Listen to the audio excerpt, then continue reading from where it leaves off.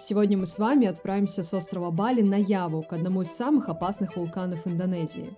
Совершим ночной подъем к ядовитым газам, уникальному синему огню и бирюзовому озеру, которое может убить. Это остров Ява.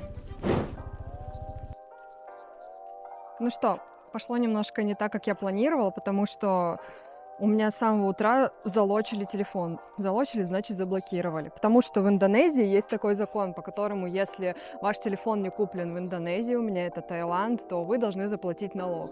Причем налог не маленький, он около 3 миллионов рупий на мой телефон. Чем дороже телефон, у меня 17-й, тем налог выше, соответственно. Или второй вариант. Каждые 3 месяца обращаться к оператору и продлевать им карту еще на 3 месяца. Этим сейчас воспользуемся. Hello. What I can do for you? My SIM card is blocked. Мне так нравится их салон сотовой связи, потому что здесь как-то по-домашнему.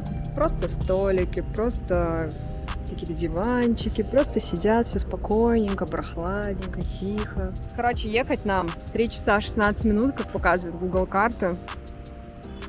Надеюсь, успеем, а то мы что-то задержались с этой сим-картой дебильной. Но ничего, должны где-то приехать уже в 5 по нашим расчетам на Яву. Итак, какой путь ждет нас впереди? 125 километров по Бали на байке до порта Гили-Манук, 5 километров на пароме со своим байком через пролив и 43 километра по Яве до нашего отеля. Там поспим несколько часов и встанем в час ночи для подъема. Вроде бы все просто. По нашим расчетам, мы уж точно должны были оказаться в отеле в 6 часов вечера. Но не учли, что наш путь будет пролегать через район Чангу. Чангу – один из самых популярных и загруженных районов острова, а это пробки, пробки и еще раз пробки. Поэтому лучше выбирать путь по верху Бали. Но как только Чангу заканчивается, начинается очень живописная дорога.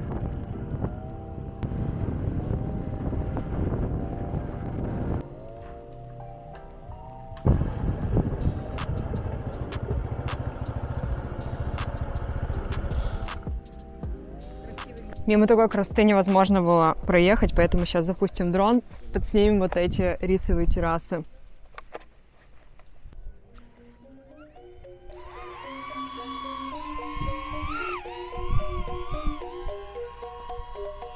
Рисовые террасы. Наверное, одна из самых главных визитных карточек Бали.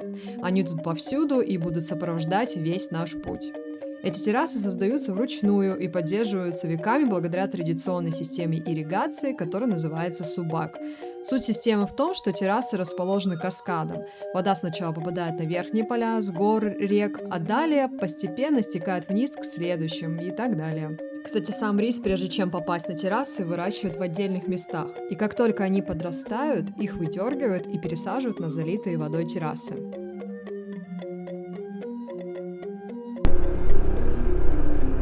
Далее почти вся дорога проходит вдоль Индийского океана, и мы решили заехать на один из пляжей. Обратите внимание, что песок здесь черного цвета. Все дело в том, что он вулканического происхождения. В принципе, благодаря вулкану в Индонезии очень плодородная земля, ведь пепел содержит большое количество минералов. Вот тут как будто все Бали собралось в одну картину. Здесь и рисовые террасы, здесь и пальмы, и океан вот там вдалеке. И я не знаю, видно ли, насколько у меня зума хватило, там коровы пасутся. Так, ну 4-часовая поездка, это, конечно, для задницы еще то испытание, потому что где-то на середине пути уже просто ты начинаешь с одной булки на другую перекатываться, и в итоге приходится останавливаться, чтобы хоть какую-то разминку сделать. Очень устаешь. Еще тело начинает покрываться каким-то жиром и пылью с дороги. Но осталось где-то ехать еще час. Кстати, погода начинает меняться. Уже не так все радужно и солнечно. Все, кайф закончился, начинается ливень. Но это было ожидаемо, поэтому мы взяли дождевики. Ну что, как и заказывали, идет жесткий ливень. Сейчас такая молния ударила, я думала, мне просто в голову это ударило, что ли. Это было очень страшно.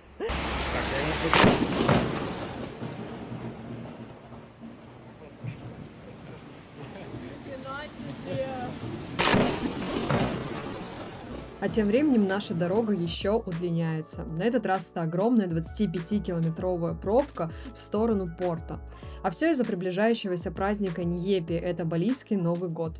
Но пробка не из-за праздника, а из-за дня тишины на Бали. Это день, когда нельзя выходить на улицу, включать свет, выключается полностью мобильный интернет, не работают магазины, да что уж там не работает, даже аэропорт. И в том числе сам порт.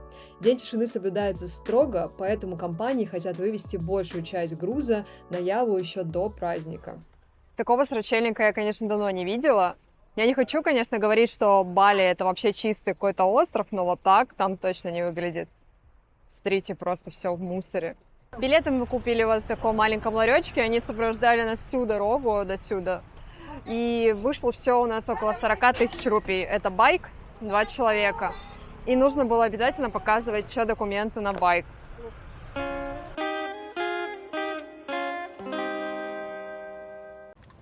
Так, мы приехали к первому парому, и нас сюда выгнали. Ну, не нас, в смысле, нас одних, а всех нас. Потому что там закончилось место. И мы приехали к другому входу, на другой паром. И теперь, видимо, нам придется подождать, пока все туда выйдут, потом мы только дойдем. Good night. Thank you. Thank you. Very nice. Thank you. Ой-ой-ой, кто-то упал. Так, заехали мы на паром, посмотрим, что тут есть. Обзор на паром.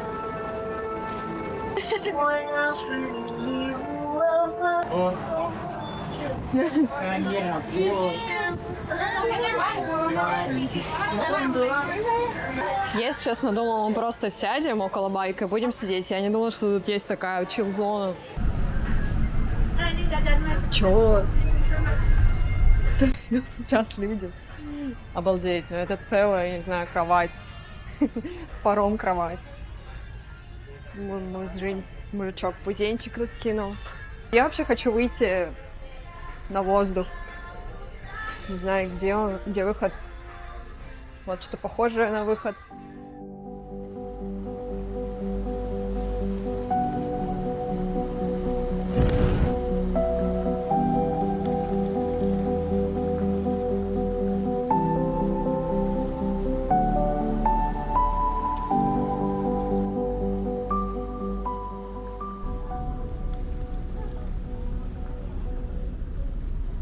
Кстати, стоит отметить, что... Так вот, стоит отметить, что на Яве, как и во всей Индонезии, исповедуют ислам. Это около 85% населения. И только на Бали своя религия – это балийский индуизм. Поэтому, когда приезжаешь на Яву, сразу чувствуется небольшой контраст между островами. Здесь много мечетей, женщины покрыты, и сама атмосфера как будто более сдержанная. Мы доехали. Это было очень холодно и очень долго. Последние 20 минут мне казались вечностью. Тут настолько тихо, что у меня только в ушах слышно, как гудит. Вот наша кабинка. Сейчас, кстати, какая-то схема будет здесь наворочена. Потому что здесь нет ключа. Мы зарегистрировались в каком-то приложении на телефоне. Теперь нужно что-то приложить. QR-код, да? Она должна открыться.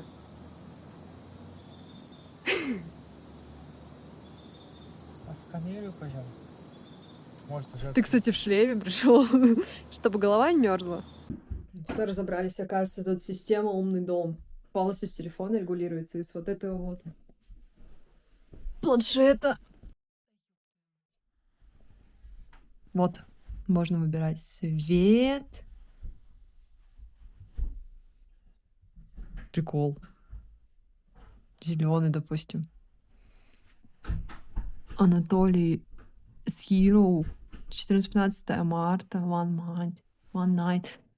Погода 15 градусов. Вот про что я говорила. Дубачина. Вот, Толя вышел на улицу, можно сейчас заблокировать дверь, и он будет на улице ночевать. Я, кстати, как зашла, думаю, а где туалет? А он вот он, я думала, это шкаф. А тут, и не смотрите, как все уместили, просто какая маленькая. Но тут есть все. Туалет, кстати, все чистенько. Душевая. Как бы мне хотелось помыть эту грязную голову, которая засалила сейчас, но мы наслышаны о том, что здесь вода теплая, бежит 2 минуты. А сейчас такое настроение помыться сразу в кипятке. И я очень рада, что здесь есть фен, потому что я ехала и мечтала только посушить свои кроссовки, которые у меня насквозь мокрые, и посушить вещи свои, которые стали влажными. Так, тут совсем не тепло. Здесь очень даже фреш. Поэтому буду спать сегодня в кофте и в носках. Поэтому спокойной ночи. Ну как спокойной ночи, надо вставать уже через 3 часа.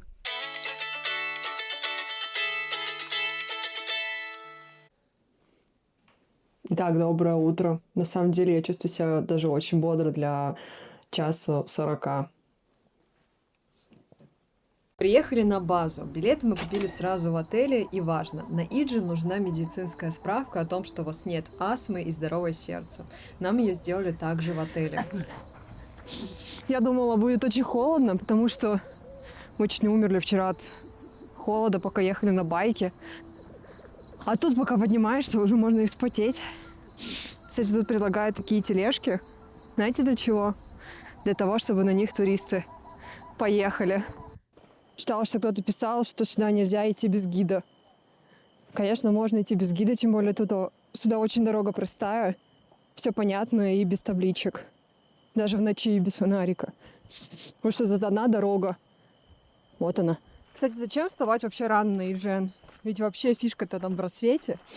На самом деле идем вот туда в 2 часа ночи, потому что там есть уникальный Blue Fire. Это такой синий огонь. Он есть только на Иджине и еще в одном месте, я не помню каком. Каждую первую пятницу месяца закрывают Иджен для каких-то проведения экологических работ. Надеюсь, что у нас получится, не будет дождя, тумана, ветра и так далее. Анатолий, расскажите о своем походе. Наверное, идем минут 10. Пока дорога хорошая, склон сильный, но одна единственная дорога. Дольше парковку искали. Ну, а и то она оказалась прям возле. Не знаю, я сейчас задохнусь. Я не спортсмен. Ну, тут, кстати, много не спортсменов, потому что тут уже через 10 минут вон какой привал устроили. Так, мы устроили уже привал, потому что у меня все, дыхалка закончилась. Тут дофига народу. Ну, оно и понятно, сегодня суббота. Суббота на воскресенье. Но я думала, вдруг у них захотят, потому что сейчас не сезон на Бали. Интересно, что все туристы идут, задыхаются, кашляют. У них одышка, они останавливаются, а местные, которые водят ламборгини, они идут, фишку курят. Им нормально. Название Lamborghini не я придумала, так называют рабочие эту тележку. Кстати, это старая шахтерская тележка, которыми раньше перевозили серу из кратера. И, конечно, это очень тяжелая работа. Вот 3 человека тащат наверх тело весом 80 килограмм за 500-800 рупий. И это еще не самый тяжелый вид работы на Иджине. Другой увидим далее. Обожаю ребят из Китая или Кореи, потому что они вот единственные, кто скупили все светящиеся приборы около подножия Иджина. Вот идет парень, у него есть фонарик на лбу, у него есть какой-то фонарик еще в руке, и еще у него есть какая-то аварийка, которая горит красным светом. А чё?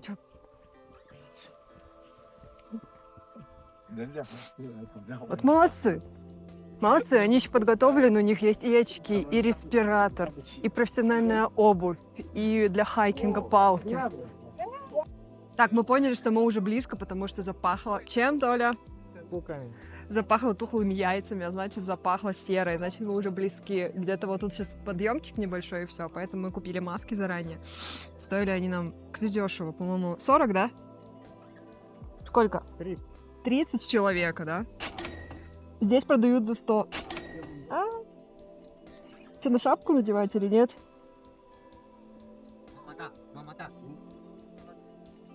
Вообще этот запах такой едкий. Мне казалось, ну попахнет тухлыми яйцами и все. Но нет, уже чувствуется, что в носоглотке такой неприятный, резкий какой-то запах. Все. Без маски этот запах вызывает кашель и слезотечение, если ветер подогнал вам серное облако. Когда облака нет, можно и снять маску. Если вы вообще не собираетесь спускаться в кратер, то маска вам может и не понадобиться. Тут и так задыхался без этой маски, с ней еще уже идти.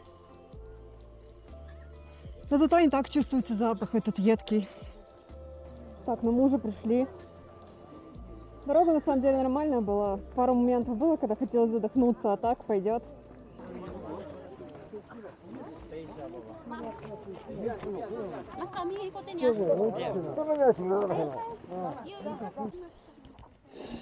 Дорога тут, конечно, не самая лучшая. Достаточно опасная.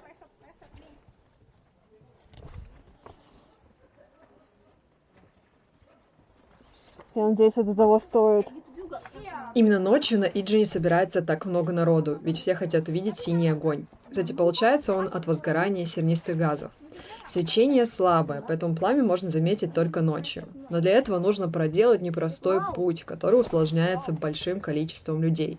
Все двигаются медленно и почему-то не соблюдают дистанцию. И всю дорогу страшно, что кто-то скатится на тебя и столкнет в обрыв. Спуск вообще непростой. За нами шел парень, и он подскользнулся и упал. Ну, тут можно подскользнуться и упасть прям в озеро. Очень опасно. А еще, пока мы спускались, нас накрыло серным облаком, и все закашляли, просто и глаза слезились. Вот та работа, которая считается адской. Каждую ночь мужчины спускаются за серой и поднимают около 80 килограмм на себе.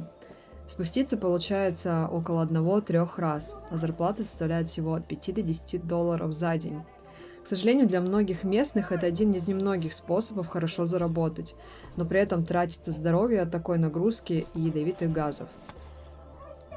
А мы тем временем спустились к огню, и если вы представили, как и я, вот такой огонь, то приземляемся. Он выглядел вот так. Да, необычно, но... Стоит ли? В общем, это вообще не стоит того. Ни в одном видео, которое я смотрела про Иджен, никто не говорил, что спускаться очень долго. Вот реально. Наверное, 1,5 часа спуск идет, причем по очень опасной дороге. Сейчас передо мной девушка просто... Вот клянусь! Она была прям на краю уже вот этого вот спуска, видите? Я не знаю, видно там или нет, фонарики светятся. Это очень далеко. И девушка просто уже соскользнула, и из-за того, что здесь большое количество людей, ее поймало 3 человека. Если бы она упала, это была бы смерть. Так что, как по мне, лучше не спускаться. Лучше приходить просто к рассвету и посмотреть на рассвет над озером. Кстати, уже никто не спускается. Поэтому можно спокойно подняться без этой толкучки, потому что, мне кажется, даже не так опасно здесь одному упасть, как когда на тебя кто-то упадет. Это очень обидно. Лучше упасть самому тогда. Бедолаги. Как же я им не завидую сейчас. Фух, мы уже поднялись, как раз успели к рассвету. Начало уже светлеть. Ну вот, наступает рассвет. И в горле такое ощущение. Легкость. Нет, не легкости, а вот После как мороза. будто горло заболело.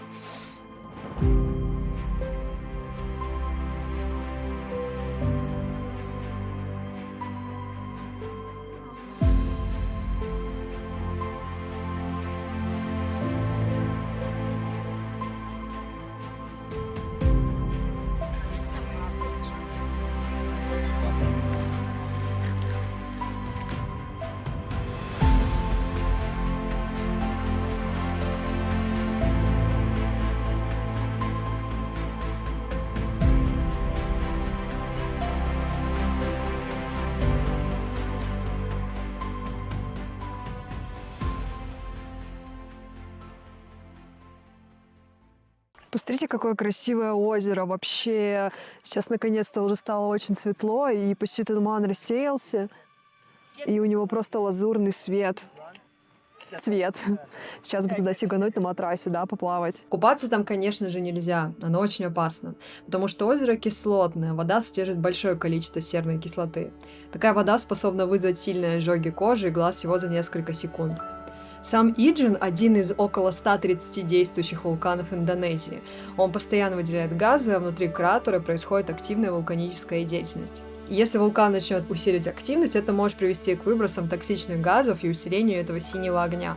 Поэтому, несмотря на всю красоту, Иджин – это место, где важно соблюдать осторожность. Вот, собственно, и сама сера, которая добывается таким тяжелым трудом.